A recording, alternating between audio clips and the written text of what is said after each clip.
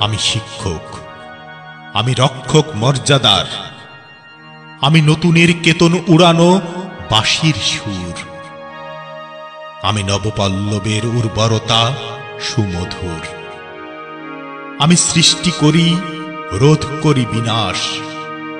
আমি শিক্ষক, গান করি তারুণ্যের, আমি চারা গাছ রোপণ করি যেন সৃষ্টির নিবাস।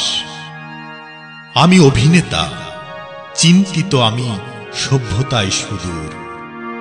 আমি মুছে দিই শত গ্লানি, আমি কোমল করে হাসি, সমান করি পথ যেথা বন্ধুর।